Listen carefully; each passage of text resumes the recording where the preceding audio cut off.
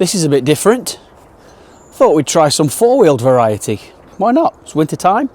It's got big fat chunky tyres and it's four-wheel drive. This is the new Ford Ranger Wolftrak and it's bloody lovely.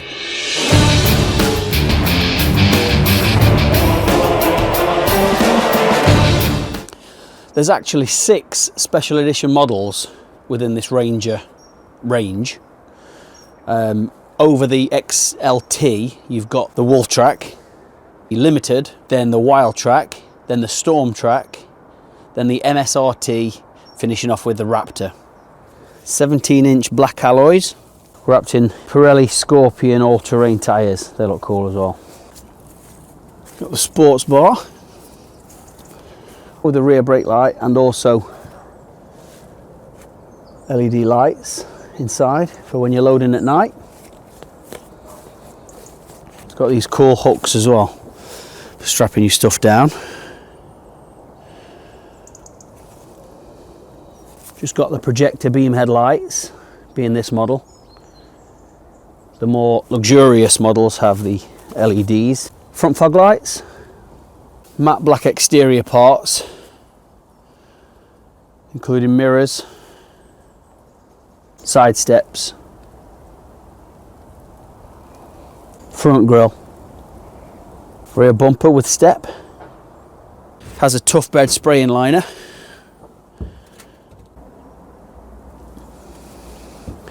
including a power socket,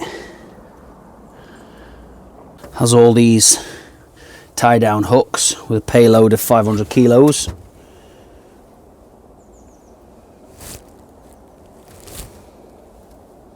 As we move inside,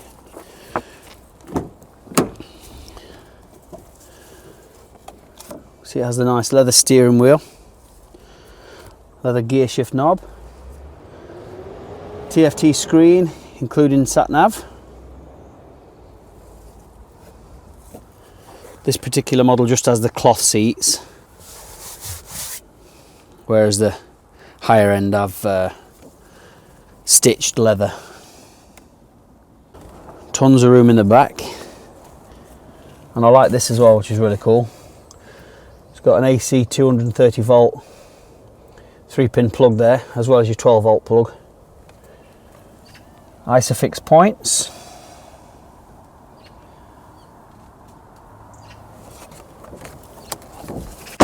And as it is intended to be the more rugged off-roader, that's exactly what I've done with it. And exactly what we're going to do today with it. We're going to leave shortly and I'm going to show you the four-wheel drive system.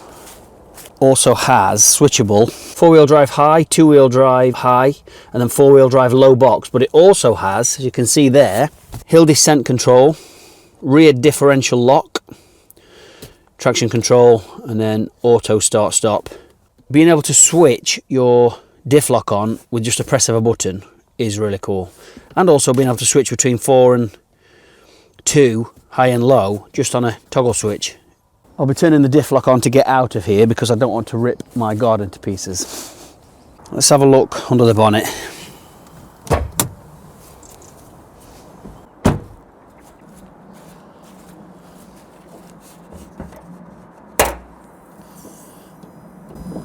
It's a little dirty. 2 litre bi-turbo manual gearbox. Yes, apparently I've been getting it mucky. There's no point buying a vehicle like this if you don't use it for what it was intended.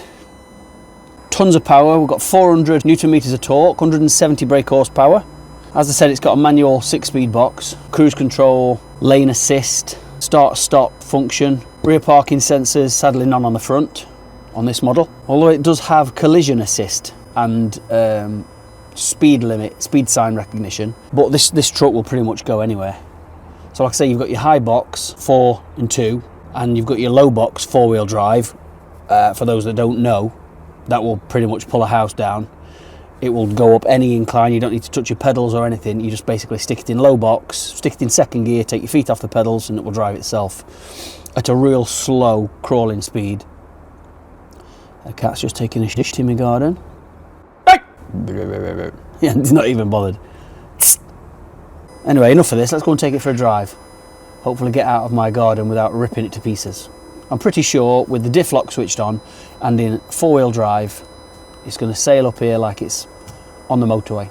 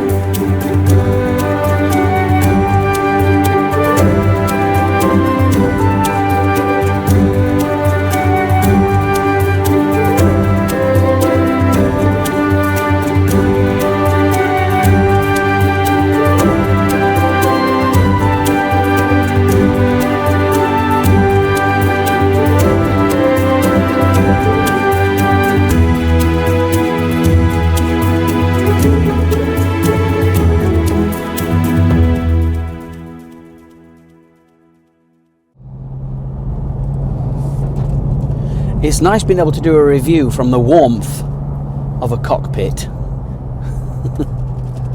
Turn that down a bit, it's too hot in here. 21 degrees, that'll do. It's actually really nice to drive. 6-speed gearbox, as I mentioned. It's quite a stubborn gearbox, if I may say so. Stubborn in the fact that it's goes in lovely, but each movement's quite, it's not a smooth motion like a car would be, but I guess that just makes you realise you're not in a car. The beeping you're hearing is the speed limit signs. The car's reading the speed limit sign, so it's just a beep to let you know you're about to change into a lower speed limit than what you're in. Steering is so light. It's a lot lighter than my van. I have the Transit Custom. It's nice and quiet inside. 0 degrees this morning. The front camera has the lane assist, which is on now. There's a little indicator on the dash, and I can feel the steering wheel intervening. It's not driving, it's not following the road by any means, but when it latches on to a line, you've got a little icon on the dash, and it shows the white lines either side of the car. When they go green, it means it can read the road, and that's when it starts interfering. You can feel a little vibration in the steering wheel, and it continues to pull you round the corner. It can't steer around a corner, if that makes sense. Fuel consumption, let's have a look. I've had this car for a week and I've done 240 miles in it. I've not been nailing it anywhere. It's a car, so I've just been driving it as you would. When it arrived, it was a full tank and it said 660 miles remaining. So that means there should be 420 miles remaining. It now says there are 136 remaining. So let's say 140, 240, 340, 380, 400 miles maybe out of a tank. We're going to head down into Darley Dale in the Peak District because there's a really good lane that I go on the bikes regularly, and it's not at all easy for a car, for a 4-wheel. It's very steep. So we're going to go up it. Automatic headlights, automatic wipers, automatic main beam, which is very nice. But yeah, to drive just normally as a car, it's lovely actually. Really smooth, really quiet. Got a really nice sound system. I'll put that on for a split second so we don't get copyrights. That's enough of that. But it has, yeah, the sound system's really nice. Seats are comfy, basic but comfy. I suppose it is a bit on the basic side, but it still is very nice. The higher models have more like leather interiors rather than plasticky. It's nearly time to get this truck filthy. So let's see what it's like when we get off the tarmac. The trail we're about to go up is very steep, but with the four-wheel drive low box coupled up with the locked rear diff, this should just sail up it. I've not been up it yet, but it should. So we're going to go into four-wheel drive. I'm going to go into low box. So I've moved it from 2H to 4H to 4L, and I'm also going to press and hold the diff lock. We'll start in second gear, and we're going to go and drive up it. And it should be a doddle. As I said, it is very steep.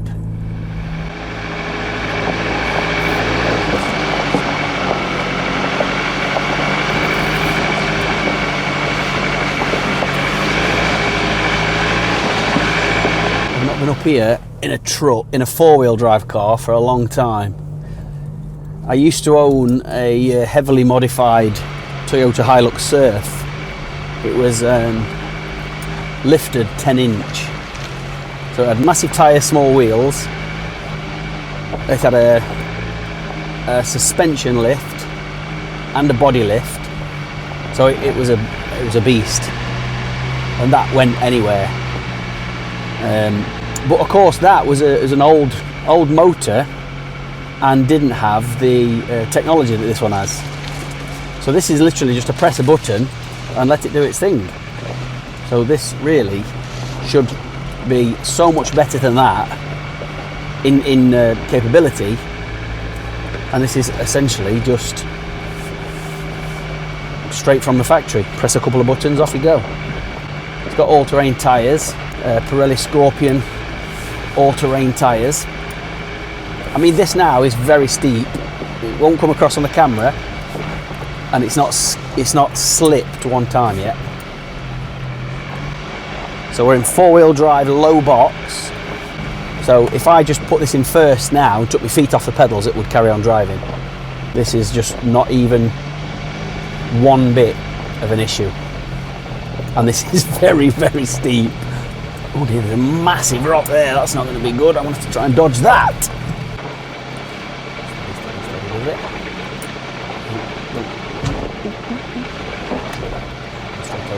Straight over it. No problem. No problem. And that's the hardest bit done. And that is a doddle. Absolute doddle. It's not once skidded. I'm going to go up into a load of thick leaves now. Ah, that's brilliant. That surprised me actually. With a normal four-wheel drive, without diff locks, the power goes to the wheel with the least resistance. But when you're off-roading, you need it to be in the other wheel, because normally you've got that wheel up in the air somewhere, so it's just spinning and there's no drive. You need the drive on the floor, on the tyre that's on the floor. So by locking the rear diff, it basically does what it says on the tin. So it's locked the whole shaft together, so both wheels drive exactly as they should. So then you've got the power where you need it. So far so good. I hope no bikes come flying down, because I'm taking up all the road. Oh dear, that's going to be scratching all the way down there.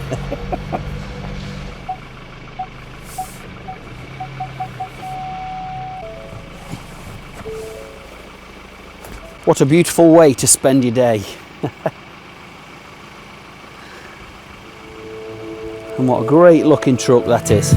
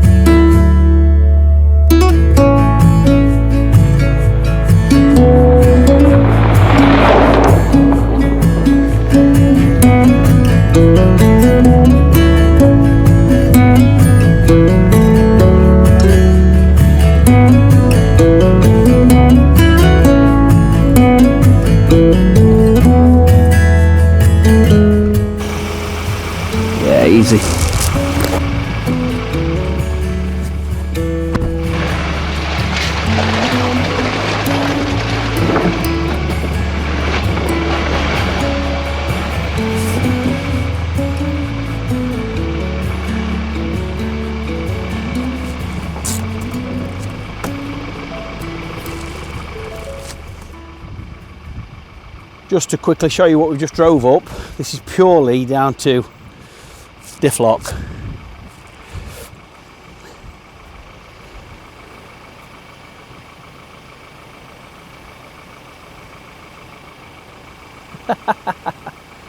Yeah, what a truck! Right, let's get back to it.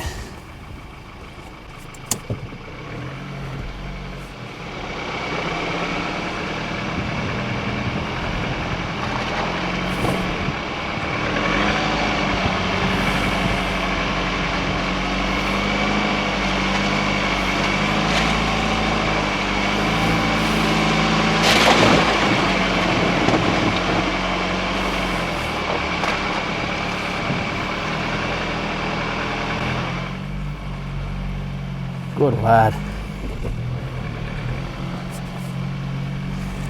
Diff lock off. 4-wheel drive high. There we go, brilliant.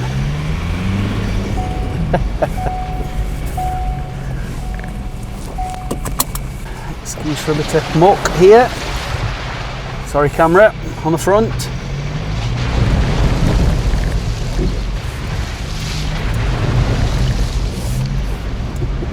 I'm having just the best time with this truck. But I suppose all good things must come to an end. There's lots of ice today. Made a change. Do you know the bit that we just went over then? Without diff lock, you wouldn't have been able to do it.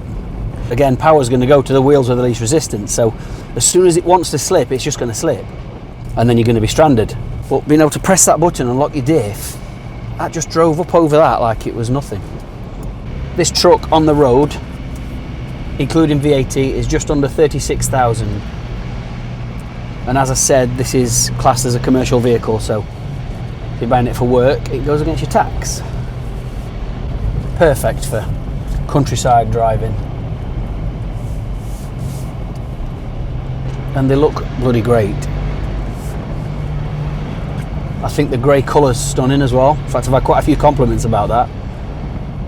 Having owned a jacked up, heavily modified Toyota Hilux Surf back in the day, I can really appreciate how things have moved on in terms of technology. I really can't believe how easy that was up there, the real steep bit over the ruts. It made no work of it whatsoever. It was just driving. What a pleasure. Thank you very much to Ford. And thank you to you for watching. It's been a bit different from my regulars.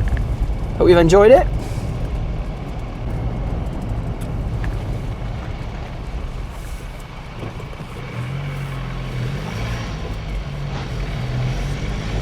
Dropped into 2-wheel just on a flick of a switch.